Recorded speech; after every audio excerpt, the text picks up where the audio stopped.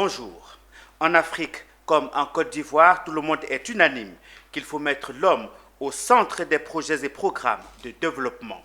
Les défis à relever, les problèmes qui se posent sont de plus en plus difficiles à surmonter. Et c'est à ce niveau qu'intervient le modèle et système éducatif, le MOSES, qui se présente comme une réponse à ces problématiques. C'est quoi le MOSES? Comment a-t-il été conçu? Quel est son objectif? Présentation du projet Le MOSES, défis et perspectives pour la Côte d'Ivoire, c'est le thème de cette autre émission, le défi du moment sur Business 24 Africa. Bienvenue à tous.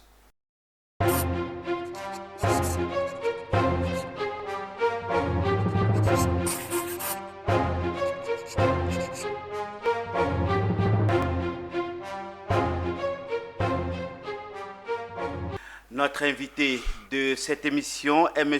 Bi-Irié Benjamin Irié, ingénieur agroéconomiste, concepteur de le MOSES, chercheur associé au CIRES et coordonnateur des projets d'application. Bonjour monsieur. Bonjour monsieur. C'est un plaisir de vous retrouver dans notre émission Le défi du moment sur Business 24. Je vous en prie.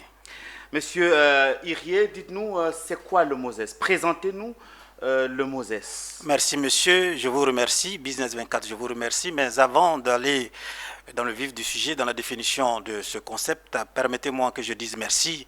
Merci à tous ceux qui ont intervenu. Il faut dire que c'est un résultat de recherche de 16 années. Beaucoup de personnes ont intervenu au niveau de la Côte d'Ivoire et à l'extérieur. Donc je suis ici aujourd'hui pour représenter toutes ces personnes, pour dire que notre modèle est achevé. Nous sommes en train de l'appliquer pour le bonheur de la Côte d'Ivoire, de l'Afrique et du monde. Le MOSES, qu'est-ce que c'est que le MOSES? Il faut dire que nous avons conçu le MOSES parce qu'il y a beaucoup de problèmes. Des problèmes, quels sont ces problèmes-là? Nous constatons que dans le monde entier, en Afrique et partout, on constate que l'éducation, c'est important. C'est important parce qu'au fur et à mesure qu'on avance dans le temps, on voit que des difficultés sont insurmontables. Nous voyons la dépravation des mœurs, nous voyons que les jeunes n'ont pas le goût de l'effort aujourd'hui, pas mal de problèmes comme ça, entre autres. Mais qu'est-ce qu'il faut faire? Tout le monde dit pour cette réponse, pour trouver une réponse, il faut l'éducation, il faut la formation.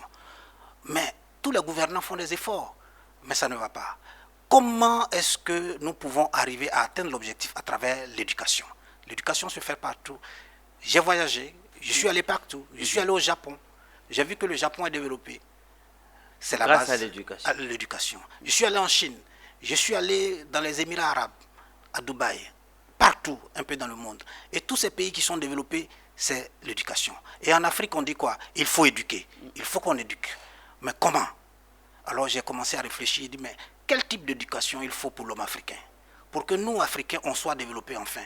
On soit des acteurs de ce monde-là en matière de développement socio-économique. J'ai regardé, j'ai dit, mais est-ce qu'au niveau de la recherche, il y a des mécanismes, il y a de la recherche qui a été faite pour changer la mentalité, pour changer le comportement de l'homme en général et de l'homme africain en particulier? Et la réponse c'est quoi? Et la réponse, c'est comme ça qu'on a commencé à faire la recherche et nous avons trouvé le MOSES. Mais le MOSES, c'est quoi?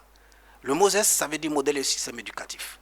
Le MOSES est un processus éducatif, il y en a 4 processus éducatifs. Il faut dire qu'au niveau du modèle éducatif, nous avons 3 processus et le 4e processus, c'est le système éducatif. Mais en général, qu'est-ce que le MOSES peut faire? Ce que le MOSES fait, le MOSES emmène l'homme à changer de paradigme, de mentalité, pour essayer d'être en phase avec ce qu'on appelle le développement durable. Parce que c'est l'attente de toutes les sociétés aujourd'hui. Une fois que sa mentalité est en phase avec la vision du développement durable, on le forme pour qu'il ait les comportements, pour qu'il pratique, pour qu'il atteigne les objectifs du développement durable. Donc le MOSES, c'est un peu ça. Alors, vous parlez beaucoup plus de l'éducation dans le cadre du MOSES. Est-ce qu'il ne se limite que dans le domaine éducatif ou est-ce qu'il s'étend dans beaucoup de domaines de la vie? Le MOSES s'étend dans beaucoup de domaines. D'abord, avant d'arriver dans ce domaine, il faut dire que c'est un résultat de recherche que nous avons appliqué. Mais pour le comprendre, effectivement, les 3 processus éducatifs, je prends des exemples pratiques, parce qu'il faut qu'on soit pratique. Je prends un jeune, ivoirien, qui a 6 ans. Comment ce jeune ivoirien-là va devenir un modèle de la société? Modèle de la société, c'est quoi? Il travaille, il a de l'argent, il s'occupe de sa famille, il contribue au développement du pays. D'accord? Un jeune qu'on prend à 12 ans, le MOSES, à partir de 40 ans, il doit être un modèle de la société. Ça veut dire que premièrement, ce jeune-là, il faut construire son paradigme. Il faut construire sa mentalité pour qu'en fin de compte, ils soient un modèle de la société. Mais est-ce que l'éducation ne fait déjà pas cela dans ces différents programmes mis en place? Justement, je viens maintenant à l'application. Il faut dire que quand nous avons conçu le MOSES, comme tout résultat de la recherche, nous avons approché le ministère de l'Éducation nationale. De 2014 à 2017, nous avons eu à travailler sur un projet pour appliquer le MOSES dans 10 établissements du district autonome d'Abidjan. Et l'objectif, c'était qu'on trouve les failles du système éducatif au niveau des élèves, au niveau des parents d'élèves, au niveau des enseignants, au niveau de l'administration, pour voir qu'est-ce qui ne va pas. Pourquoi est-ce qu'on n'atteint pas les résultats probants? Et nous avons fait ce travail. Et nous avons vu dans le diagnostic que ça dépend d'abord de la mentalité et des parents, et des enseignants, et des élèves. Cette mentalité-là, tant que ça ne change pas, quelles que soient les leçons qu'on doit leur apporter, ces leçons-là ne peuvent pas atteindre l'objectif qu'il faut. Alors, nous avons cherché, nous avons trouvé ensemble avec tous ces enseignants qui ont participé, quelles sont les failles, qu'est-ce qu'il faut faire. Et donc, par rapport à ce qu'il faut faire, on a vu qu'est-ce qu'il faut changer en matière d'approche pédagogique, qu'est-ce qu'il faut changer en matière d'enseignement et comment il faut le faire. Et nous avons fini le modèle. Il était question maintenant de l'appliquer. Et pour l'appliquer, j'ai dit, bon... Est-ce qu'il a jusqu'ici donc été appliqué votre modèle? Est-ce que le ministère de l'Éducation nationale s'est saisi justement de ce modèle pour l'appliquer? Justement, le ministère de l'Éducation nationale s'est saisi du modèle pour l'appliquer, mais nous avons dit non. On a voulu le présenter au niveau des Jeux olympiques, des Jeux, 8e jeu. 8e jeu... de la francophonie. Exactement, en 2007, je crois, 2017, voilà. Mais on ne l'a pas fait parce que les résultats qu'on a eus, ce sont des résultats qualitatifs. Mais ça veut dire que le MOSES également avait quelques failles, du moins ça avait quelques insuffisances. À ce niveau. Parce que, comme tous les modèles d'ailleurs, quand on forme, on ne sait pas mesurer est-ce que la mentalité a changé. La mentalité était à quel niveau et c'est arrivé à quel niveau et quels sont les résultats qu'on a vus. Les gens ont apprécié, mais on ne savait pas pertinemment quel est l'apport du MOSES. Donc, on a stoppé. On dit, bon, il faut continuer de travailler sur le MOSES pour que, de façon scientifique et technique, on puisse mesurer. Pour dire, par exemple, M. Hirier avait tel niveau de mentalité appréciable, on a appliqué le MOSES, il a atteint tel niveau de choses. Et donc, pour le faire, nous sommes allés dans le milieu rural.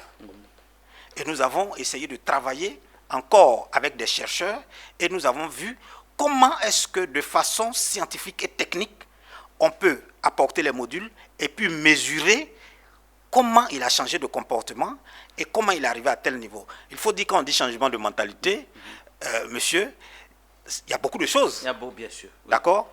Mais de façon, ça sous-entend beaucoup de choses. Mais de façon scientifique, nous avons réduit la mentalité à une variable mathématique, une variable proxy. Et qui se réduit à l'état d'esprit, à la motivation. Donc, quand on dit mentalité chez nous, nous considérons la mentalité comme des différents types de motivation, du point de vue économétrique, du point de vue mathématique. Donc, vous convenez avec moi que si tu es motivé par quelque chose, ça change de façon palpable ta manière de réfléchir. Benjamin Hirier, dites-nous, aujourd'hui de façon pratique, quel est son impact sur la vie, n'est-ce pas, peut-être de chaque citoyen, sur la vie des citoyens en Côte d'Ivoire, si on veut parler de façon pratique? Parce que j'ai l'impression que, tel que vous nous expliquez, vous êtes resté beaucoup plus théorique que pratique. Quel est son impact sur les citoyens lambda au niveau de la Côte d'Ivoire? Au niveau de la Côte d'Ivoire. Il faut dire que face aux défis du moment, actuellement en Côte d'Ivoire, on parle de la cherté de la vie. Et la cherté de la vie, la majorité des Ivoiriens aujourd'hui, partout dans le monde, quand on parle de la cherté de la vie, la majorité, le besoin le plus important, c'est se nourrir. La grande masse de la population est située au niveau de la base, il faut se nourrir. En Côte d'Ivoire, on a des problèmes pour pouvoir acheter de la nourriture. Vous voyez que dans la rue, on dit le panier de la ménagère, le sachet de la ménagère, parce qu'on n'a pas l'argent. Il n'y a pas assez de production sur le marché et ça devient cher. Du moins, le marché, le panier se rétrécit. Se rétrécit. Donc, au fur et à mesure qu'on avance. Donc, qu'est-ce que le MOSES doit faire? Le MOSES est parti au niveau des producteurs. Le constat, c'est qu'on a des producteurs qui ont une manière de réfléchir qui n'est pas adaptée aux défis de l'heure. La population augmente, mais leur niveau de rendement est très bas parce qu'ils ont une autre manière de penser. Donc, on l'a amené, on a appliqué au niveau de 2 pays béliers un agropole, que les chefs d'État ont souhaité que c'est le modèle qui peut permettre à l'Afrique d'avoir beaucoup de nourriture, ainsi de suite. Donc, un projet type agropole, nous sommes allés appliquer là-bas et on a constaté que cet agropole, qu'on a dit que ça va résoudre le problème de la nourriture, ça fait plus de 5 ans, on n'atteint pas le problème de la nourriture. Vous constatez que toujours on dit, le ministère de l'Agriculture, il n'y a pas de nourriture, il n'y a pas de temps. Donc on est parti et on a commencé à appliquer et on a vu que ces producteurs-là commencent à comprendre qu'il faut produire d'une certaine manière et les productions ont commencé à augmenter. Mais c'est à petite échelle. Mais vous convenez avec moi également que si le panier de la ménagère rétrécit, c'est parce qu'il n'y a pas suffisamment d'argent. Et au niveau des gouvernants, comment est-ce qu'on peut appliquer le MOSES? Au niveau des gouvernants, il faut dire qu'on a déjà commencé à appliquer le MOSES. On a essayé d'appliquer d'abord au milieu de l'éducation nationale, comme je l'ai dit, mais il faut qu'on mette à échelle. On a commencé à appliquer au niveau de l'agriculture, au niveau du DPI Bélier, on a commencé à appliquer au niveau du projet Agropole Nord. L'application, ça veut dire que déjà, dans un premier temps, ce qui est urgent, l'argent n'est pas beaucoup. Quelles sont les personnes qui sont aptes à pouvoir produire beaucoup? Donc le MOSES permet de choisir scientifiquement et techniquement les personnes qu'il faut à la place qu'il faut. Que ce soit les agriculteurs, que ce soit tant. Parce que vous convenez avec moi qu'en Europe, il y a un petit nombre d'agriculteurs qui nourrissent toute la population. Mais au niveau du MOSES, on peut permettre déjà d'avoir un petit nombre d'agriculteurs qui ont les capacités.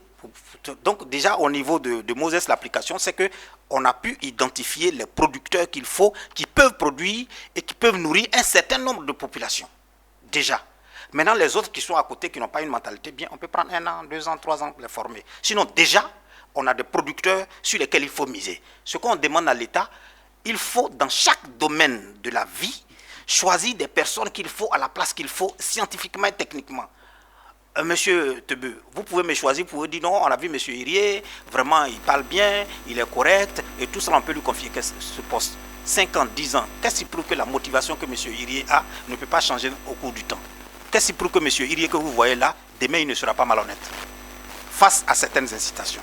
Donc le MOSES permet de définir un certain nombre de comportements, de motivation qui peuvent dire à M. Tebe que ce monsieur, sur 5 ans, sur 10 ans, sur 20 ans, s'il est à ce poste-là, il ne peut pas détourner de l'argent, il ne peut pas voler, il ne peut pas faire ça, il sera intègre, il sera comme ça. Ça, c'est la première application de le MOSES. C'est possible et nous l'avons fait.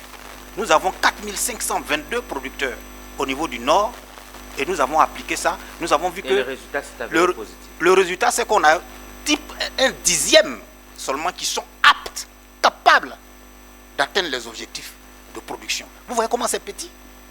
Et tout le reste, il faut les accompagner. Donc cette deuxième phase, c'est la formation. Et c'est ce qu'on demande au gouvernement. Benjamin Irié, vous présentez là donc le projet Le MOSES. On voit que c'est un projet d'avenir, un projet, j'allais dire, qui permettra peut-être à l'Afrique de sortir des difficultés dans lesquelles elle est plongée. Aujourd'hui, quelles sont les perspectives pour l'Afrique, pour la Côte d'Ivoire? Comment voyez-vous cet outil qui est le MOSES pour l'avenir des peuples en Afrique? Pour l'avenir des peuples en Afrique, il faut dire que l'Afrique doit se nourrir. Ça, c'est le premier grand défi de l'Afrique. Et le MOSES peut y contribuer efficacement en amenant nos producteurs qui sont d'un certain âge et qui ont une autre représentation de la vie et qui ne sont pas adaptés aux défis, en amenant la jeunesse qui évolue à un rythme vraiment accéléré à embrasser l'agriculture, à s'approprier l'agriculture et à emmener les populations africaines à pouvoir se nourrir. C'est un outil important pour l'Afrique parce que ça change la mentalité, ça va emmener les Africains à aimer l'Afrique, à rester en Afrique et à développer l'Afrique. C'est un outil important pour l'Afrique parce que ça va emmener la jeunesse africaine à avoir le goût de l'effort. C'est un outil important parce que c'est un outil qui a été conçu sur la base de nos cultures et de nos valeurs. Parce que le MOSES est basé sur le sacré du savoir. Donc l'Afrique a besoin de renouer avec le sacré. Tous les pays où j'ai voyagé, où j'ai dit le Japon, la Chine, ainsi de suite, vous voyez que dans ces pays-là reposent sur des piliers. Le MOSES est un modèle qui peut être quelque part sélectif pour essayer d'emmener sur chaque maillon de chaîne de valeur, sur chaque niveau de formation des personnes qui sont des modèles de la société. Aujourd'hui, en Afrique, on n'a pas. C'est pour ça que quand il y a n'importe quel vent, nous sommes emportés. C'est important le Moses. Et je demande à ce que tous les sachants puissent s'approprier le Moses, savoir scientifiquement, c'est bon, allons ajuster. Il faut des choses pour l'Afrique. Et le Moses est un outil d'avenir. Nous sommes donc arrivés au terme de cette émission, les défis du moment sur Business 24 Africa. Peut-être vous avez un dernier mot, juste peut-être pour nos téléspectateurs qui souhaiteraient peut-être en savoir davantage. Un dernier mot, ce que vous n'avez pas dit peut-être. Merci, je veux seulement dire... Sur ce projet-là. Je veux seulement remercier les scientifiques, tous les scientifiques du Centre ivoirien de recherche économique et sociale, tous les scientifiques de l'Institut national polytechnique de Côte d'Ivoire, tous les producteurs, et tous les sénateurs, tous les députés, parce que j'ai été reçu par toutes ces catégories de personnes avant de concevoir le Moses. Tous ceux qui y ont contribué. Je veux demander à la jeunesse, je veux demander aux gouvernants qu'ils ne soient pas trop inquiets. Il y a un modèle qui est là, qu'il faut qu'ils regardent. L'Afrique n'a pas encore perdu. La Côte d'Ivoire n'a pas encore perdu. Il y a des compétences en Afrique. Au-delà de M. Iri, il y en a plein. Il faut faire confiance aux jeunes Africains. Partout, à tous les niveaux. L'Afrique, la jeunesse africaine peut relever le défi. C'est mon dernier mot.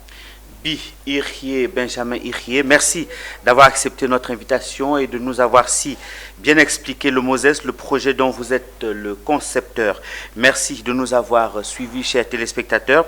C'est donc la fin de cette autre livraison de votre émission Les défis de moment sur Business 24 Africa. Merci à toute l'équipe technique autour de notre réalisateur Lignon Gilbert. Très bonne suite de programme à tous sur Business 24 Africa. Au revoir.